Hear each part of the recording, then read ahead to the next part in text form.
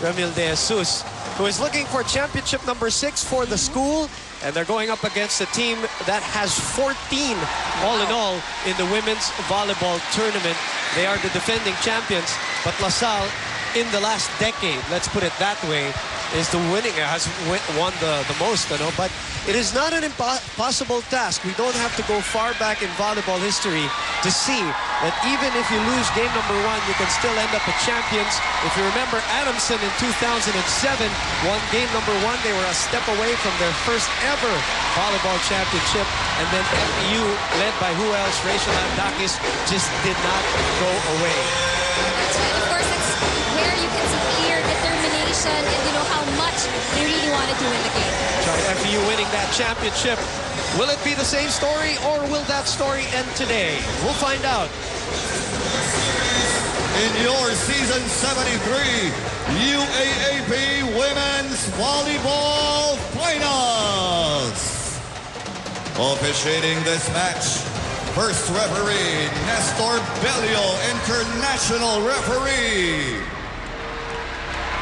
Our second referee, Yul Benosa, international referee candidate. And our teams playing in the finals, first currently celebrating their quadricentennial 400th year anniversary. Trying to extend this to our rubber match on Wednesday. Here are the defending champions, UST Tigresses. Their opponents will celebrate their centennial 100th year anniversary next school year. Trying to get back the crown today. Here are this year's hosts, the DLSU Lady Spikers.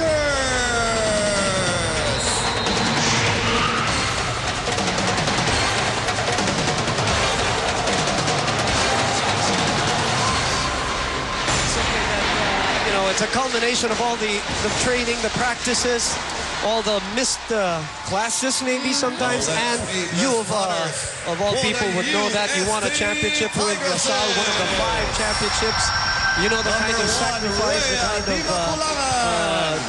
hard work that you have to put in just to get to this point. Yes, that's right. So I guess it's just being in the championships. Of course, what both these teams want is to get the championship, but you know, being here and being the top 2 seeded teams all throughout the season, I guess it's already something that both these teams should be proud of. And of course, battling through injuries too, which is all part of playing the sport. And UST pretty much personifying that. Isa Maizo with that back injury all throughout. Banatika now adding on to her current injuries. Starting for the defending champions, do not even think that these girls are going away just like that. Let's listen now to the 2009 champions, the DLSU Lady Spikers. Number 1, the rookie of the year. When it comes to individual awards, and they pretty much racked it up, starting with that girl, the rookie of the year. What a job this year, Ann. A lot of people recognize the talent with Esperanza, and I guess that award is something that is well deserved for this young girl. That girl, graduating, Jack Alarca, the MVP. And the veteran, Stephanie Mercado. What a stint for her, and probably playing in her last game if it ends today. And of course, as I've always said, probably the most complete player they have, Cha Cruz, who might graduate. Well, she is graduating. She might return. She might not. We'll see what happens with Cha Cruz. But I think she's going to play one more year. Oh, I think so. Yeah, you know, they always say it's like the coach. But you know that at the back of their heads, they really want to play. At saka bakit mo naman kung ikaw yung coach? That's a girl that you really need. Of course. And LaSalle raring to finish this off. Now, the question always with LaSalle is there always will be a point, especially when they're up against UST, that kinakabahan sila like in that 3rd set and 4th set. There are 2 ways to look at it. if you're rooting for LaSalle, you survived it, you showed character in the 5th set. But if you're rooting for UST, you're thinking, we almost have them. We came back from 2 sets down. I think this is our moment. We might win this game today. Rookie of the Year, Mika Apart from Esperanza. that, we know na yung loss nila of Maruba Natikla in set number 5 poses really a big question to all of those who are supporting USC. So now that the USC team is complete, you know, it's something that we have yet to see how they will perform today. Stephanie Mercado a little wide on her first attack. The UST men's division wrapped up their championship earlier on.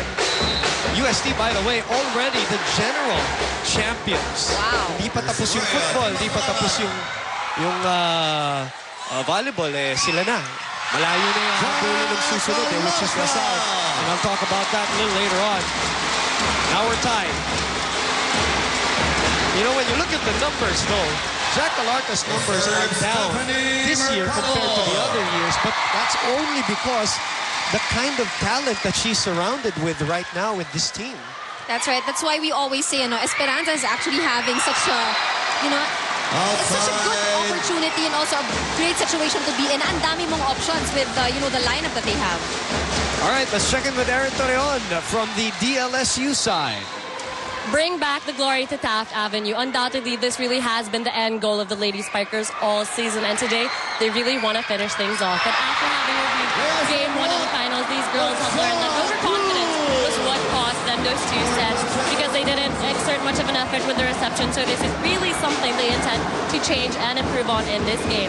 And speaking of this game, the Lady Spikers are basically focused on 2 things. First, be quick on their offense, and second, they plan to be completely perfect on their blocks.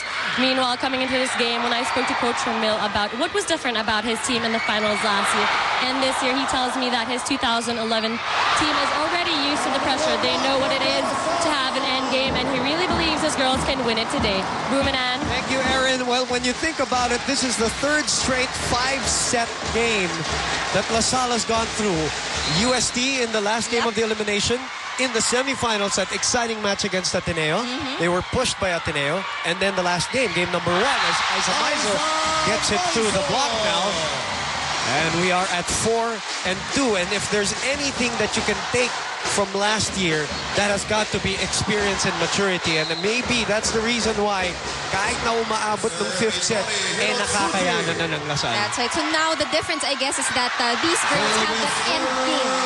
So nakakahabol pa rin, and I guess confidence and, you know, that experience. Tama rin si Coach Ramil. And you also mentioned that one thing that they lacked in that first game was reception. Dahil naging overconfidence, and it's very clear in the statistics that we saw earlier. Because they were dominating in the first 2 sets. I mean, by their standards already. Bad reception there. Mercado. Cha Cruz will try to make something out of this. The lead is 3. Maizo. Maizo playing in her last game. Oh, that's a good ball. Kept alive by Cha Cruz and Alarca. Ortiz puts it away. Excellent call by Binakulangan to give that to Ortiz. And the familiar running kill from Micah Ortiz. Isa Maizo, as we said, playing in her last game. If it ends today, I wonder what she has to say about you know, the MVP race. As Kumabaw puts it away for the kill. 6-3 now. Patch Cansana still reports for UST, so let's go to her. UST as defending champs got in the court with high morale and a lot of positive thoughts, even if they lost game 1. Coach Shaq was honest in telling me that they are pressured in a way, but at the same time, after their practice yesterday, it turned out to be good enough for him to tell me that his confidence in today's game was doubled. One more thing that added to his confidence is the return of Maruba Natikla in the game. Though not 100% okay, she is fit enough to play today. After the cramps that she had during the 4th set, she wasn't sent back because from her legs, her cramps went up to her abdomen. This is due to total dehydration, so she was sent to the hospital and got out yesterday morning. After being given a lot of potassium and fresh. He is here to help UST in getting one more game. So before I left Coach Shaq to the game, he said that basta we have to do really great on game 3. Then I said, Coach, game 2 pa lang tayo. And he probably said, magkaka-game 3 kasi, Patch. Well, that has been the story for UST this whole year. Injury, gutting it out, trying to play through it, and still making it to the finals. But they are down here by 5 as we get to our first technical timeout.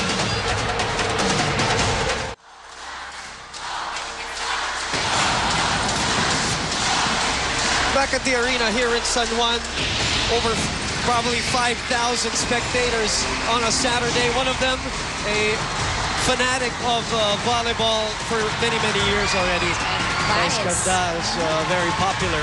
Host Z. Hervasio, Lazaro, the players from Ateneo, and the best setter, Ferrer, also in attendance right here at the arena. What a run for them. They gave LaSalle a major run for their money in that semi-final matchup. Let's receive as we are back in play here. 8-3, LaSalle in the lead. Ortiz successful again with another running hit. 4 serving 8. Coach Shaq up from that bench. Coach Mamila stayed on his bench as the most popular UST player right now. The closer, as we call her, Aiza Maizo, playing in her last game. Maranyo sending that one out.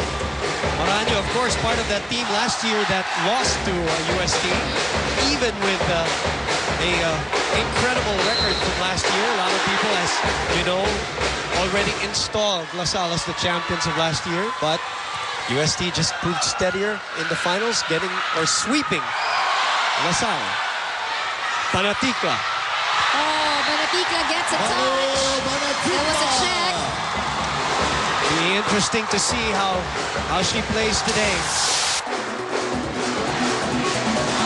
Suffering from cramps that went up to her abdomen. And you know how that is. That's legs pangalan. Paralyzing. It's really terrible. Imagine going up all the way. Aiza Maizo with a service error, giving LaSalle an easy point. 9, serving 6 now. Cha Cruz, the captain. We saw them bring the hallways, trying to keep the girls focused prior to the game. As Di Makulangan goes to Maru. Down the line, it is a UST point. Maru still very effective. I can't even feel that she experienced injuries or cramps earlier on. And you can't show it if you're the player. Of course you can't show it. You won't show it. Esperanza to Maranyo. Oh, what a kill from the sophomore. Showing that they could also get a point from that running attack. Look at Maranyo. She had 5 blocks in that game. She, together with Gumabao, led the blocking parade, the block party, so to speak, in game number 1. Maizo, of course, still the #1 scorer, even in game number 1. Alarca had 19 points in that game, the last time out. Maizo from the back row. Back set. Oh, good coverage. Oh, but Di Makulangan. That's the advantage of having a tall setter. Quick thinking there by Rhea Di Makulangan. All right. Although, credit to LaSalle, that was good coverage. Just finding a spot. And Panatica living on the cheers of this predominantly, well, I don't know if I should say predominantly UST crowd now, because the crowd today for LaSalle has multiplied compared to Wednesday. Oh, that's right. Although, Look at the stand. kanina kasi dahil naglaro yung men's, so kanina pa yung maaga nandito. But you know, the arena is really full up to the bleachers. In fact, people are already standing up. Isa na lang ang kalamangan ng LaSalle dito. 9-7-10. Di Makulangan has done that many, many years for UST. Now we're tied. And you'll see that a lot of the points are coming from either Maru Banatica or balls that are being tipped over. Great to see the other players here who are not playing. Like the UP men's volleyball team are here. Of course, they received their award, but they're watching here at the arena. And then the Ateneo the women's volleyball team, some of them.